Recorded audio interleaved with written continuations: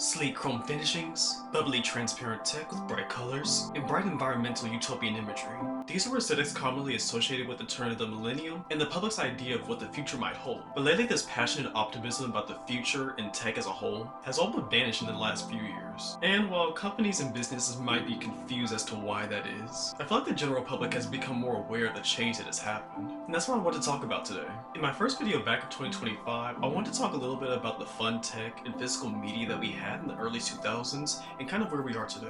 Yeah, welcome and welcome back. I'm Hayes, and let's get right into this.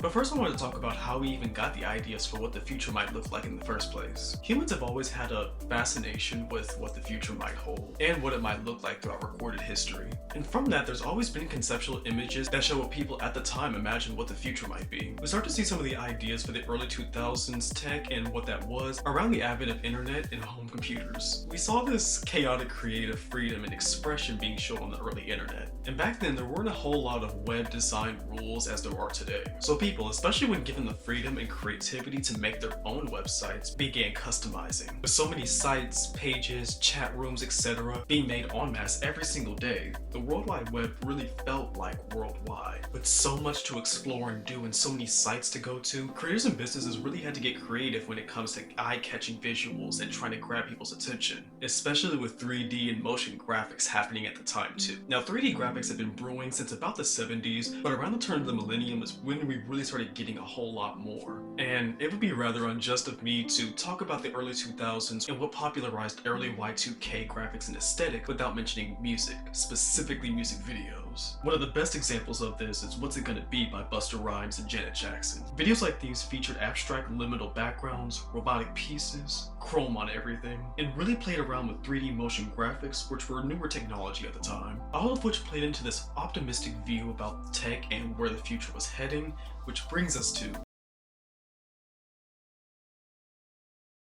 We used to have fun examples of tech, with interesting designs meant to invoke the excitement of where tech could go. And I wanted to break this down a bit into three main categories: music, video games and toys, and film and TV. Now with music, you'll often hear nowadays comparisons about how music was consumed back in the day versus where it is now. Before digital streaming apps, we had CDs, tapes, vinyls, which has got a bit of a resurgence lately. I'll talk about that later. Not only did these allow for you to make a definitive one-time purchase, but it also helped your favorite artists by actually buying directly from them. And you also get to walk away with not only a physical copy you fully own, but you can see the full packaging and booklet designs. Let's bring back colorful tech like iPods, or even using certain tech as fashion statements. And I think we could even take that idea further. Wearable fashion. Pieces like phones and clothing, making clothes that can charge devices by solar power, or you could do more with VR glasses. Items like these are kind of out there, but I hope you can see my vision. And you know, something about that feels very Spy Kids, very Bratz, totally Spies, Kim Possible, if you will, all of which came out in the early 2000s. Like, you could be walking down the street with your iPod that matches your shoes and your headband, and someone will come up like, "Oh my god, is that the iPod mini? Yes it is." Can you do that with an iPhone? What are you gonna be like? This is the new iPhone 15X Max? Like, okay, nobody cares. Do you care? I think it would be really cool to see more mainstream tech that allows you to personalize physical mixtapes again. Now yes, there are some sites that do, but I feel like mainly musicians know about that stuff. Like, how cool would it be if somebody gave you a physical mixtape that they made with an album cover and inside pockets that they designed and made themselves, with a playlist that they made themselves and gave it to you as a gift? We could also bring back portable CD players again.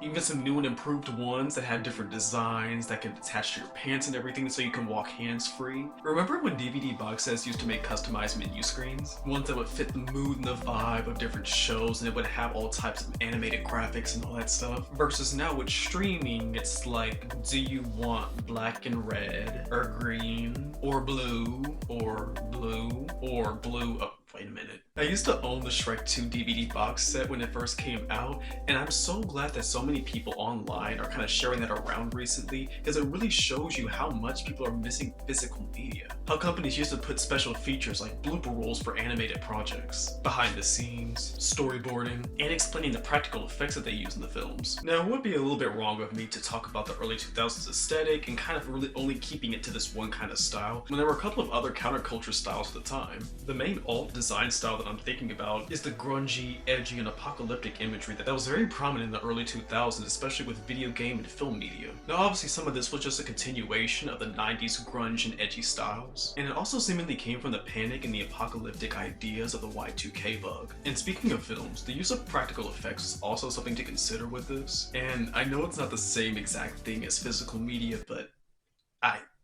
shut up. Although CG has tended to get a little bit better as the years went on, I think a lot of us are still just really tired of seeing CG and are kind of yearning for the days of practical effects. And both the kind of sleek futuristic styles and the grungy edgy styles were also prominent in video games at the time as well. Systems like the Nintendo Wii and the Xbox 360 really felt like we were transitioning into a new age. With the glossy Fruitiger era vibes of the Wii to the futuristic and alien designs of the Xbox. Systems like these really help set the design style and the tone for gaming systems at the time. And I keep bringing up these design styles because it really shows to you what the mindset and perspective of what future tech and just the future in general really felt like for the average person. And while nostalgia has always been a thing, we're seeing more and more Gen Z and Gen Alpha even really missing the practicality in the designs of these products. Which explains a little bit more why more modern, flat designs leave us feeling less enthusiastic about where we ended up. Video game cases used to come with booklets that went into both the instructions, but could also come with world building and sneak peeks into other upcoming games, and even to children's toys. Y'all remember those little iDog toys that played like a robot dog but also played music? Those semi-transparent bubble computers, flip phones, and those side-sliding phones like Blackberries. We just had so many fun gadgets and gizmos and thingamabobs, and they usually came customizable with fun colors and cool designs. And I also think that this is, and I'ma hold y'all hand when I say this, we were allowed to be tacky in the early 2000s. Now that's not me saying that eras before or afterwards haven't been tacky as well. I mean, look at all of the 2010s. But I am saying with how limited camera phones were and how newer social media was at the time, along with styles like zebra and cheetah print clothing, low-rise jeans, and bedazzled everything, there wasn't as many eyes and opinions about the everyday person as much as it was for like celebrities at the time. There wasn't as much emphasis when it came to always presenting a perfect version of yourself. People were allowed to be a little fun, a little trashy. And there were many design styles of the early 2000s, and as the decade went on, we saw a bit of a transition from chrome-plated imagery and grungy, edgy effects to something a little more sleek and clean. And since then, this imagery has been coined Fruitiger era. This design feels like a natural evolution from the chrome-plated early 2000s mixed with eco-futurism. Tech companies and their computer system designs helped usher in this style that combined the sleek, bubbly, and see-through styles with elements of nature, plants, flowers, the bubbles, the ocean, sea life, and bright blue skies. Now this era, more than anything, really showed an idea and desire to combine both tech and environmentalism. And for a lot of folks like me who grew up with both styles of the 2000s, it really felt like for a moment we were moving forward to a brighter future. Early on in the internet, in the 90s and early 2000s, there was this optimism when it came to the future of tech and the internet in general. The huge open expanse and limitless potential led to more positive and creative uses for tech that we don't really see nowadays. Nowadays, we see how homogenous, uninspired, and uncreative everything is now. And while yes, some of this does come from chiseling down and bettering user interfaces and usability for consumers, more people knew how to navigate and use the internet, so there was less need for such cluttered UI. It also removed a lot of creative freedom and expression that websites and social media websites used to have, along with this general disdain for technology that I feel like a lot of us have nowadays. And I don't blame a lot of us, from flagrantly putting AI and forcing AI down all of our throats on every single social media site and website there is now, and CEOs and business owners not necessarily being popular in their opinions right now, to all the fun tech and gadgets we used to have and associate with technology has been watered down and sanded down to very homogeneous and inoffensive designs. And we saw this shift in real time with our own eyes, with that more fun and glossy style fading away in favor of more flat and boring designs. I honestly think we lost as a culture as soon as we moved on from social media sites having customizable profiles, you know, like what MySpace used to have. And moving on from the internet to streaming, those of us who came into early adulthood with this idolized version of streaming have now come to realize just what we've lost. Nowadays, with renting and streaming models, a lot of us are really coming to the realization that we don't own really anything.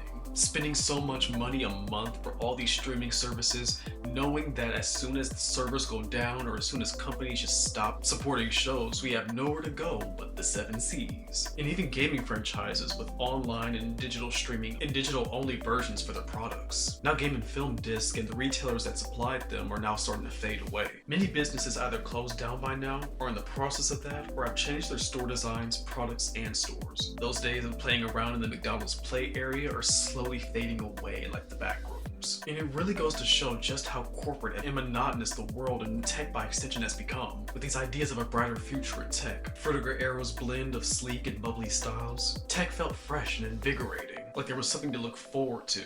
Now everything feels generic, and now there's more of a realistic, lingering sense that all of this tech is bringing us slowly and closer to a dystopian future. Streaming services keep raising their prices without raising the quality of their products. With how often streaming services cancel and remove shows from their catalogs after 1 or 2 seasons, if that, knowing that there's no other place to watch these shows doesn't inspire people to watch up and catch up on shows that are coming up. I really think streaming services could really benefit from selling physical DVDs of their products. All the shows that they cancel and want to drop from their streaming services can be put on a limited time release, if anything. I'm looking at you, Netflix stores selling random plushies nobody wants instead of physical DVDs. And I know there's collectors out there for physical media and even older folks that have their CDs and DVD collections. But the way physical media is starting to really appeal to younger people, and in some cases even a market that never even grew up with these items in the first place. Like how obsessed Gen Z is with vinyls, and I don't blame them with how creative their packaging can be. Honestly, we need to go back to a time period where our grandparents and our parents would make their living room and study rooms their own music/movie rooms. You know, with the huge thick TVs and their DVD players, CDs, and surround sound systems worth hundreds of dollars. Like, we're losing recipes. And honestly, it's so hard nowadays to have any optimism when it comes to tech in the future with regards to how politics are going at this moment. And also how much tech right now is actively destroying our lives. Generative AI being forced onto every social media platform now. And generative AI really feels like the antithesis to what the Frutiger era was, which is partially why I think so many Gen Z and other millennials and other folks are becoming more nostalgic for it. I think we need more fun tech for the everyday user. And I'm sorry, if we're bringing back any tech, I need it to be the iPod. Please bring the iPod back. And that's nice and all, but as we know, the main reason why we're even in the streaming service model with media like movies, TV shows, music, is that companies are making bank off of this. Companies are making a lot of money off of not also having to sell you physical products. So, other than nostalgia, what would be the purpose of bringing these things back? Other than the desire to own things again with a one-time purchase, and the tech designs we could explore, honestly, for someone like me who has a fascination with looking up and researching lost media, I think it would be a really good idea to make physical copies of things again. That way we could at least put them into an archive or museum. Like, we already lost so much with the burning of the great library of Flash Play. But honestly, tech and life in general since the early 2000s has just gotten worse, and people are feeling that. And honestly, I think that's another reason why people like me who grew up in this time period are really reminiscing and feeling nostalgic for this time period. The children crave physical tech that inspires awe and wonder. Something cute and fun that doesn't have the potential to make our soil infertile. We were told Frutiger era and curved chrome tech was going to be the wave. Now all we have is the same iPhone coming out every single year at the expense of Congolese children, and generative AI that is quickly making our planet uninhabitable for humans, being forced into your face by the worst type of losers. In other words, we've lost a future that we were promised, and now the children want it back. Thank you so much for staying through to the end. All these things have been weighing so heavy on my mind recently, and I want to see what you guys think. Do you agree, disagree? Are there some things from your childhood, some fun tech or physical media that you really reminisce on nowadays? Let me know if you'd like to see more of this in the future. My social media is linked up on the screen right now. I'll catch y'all in the next one. Peace.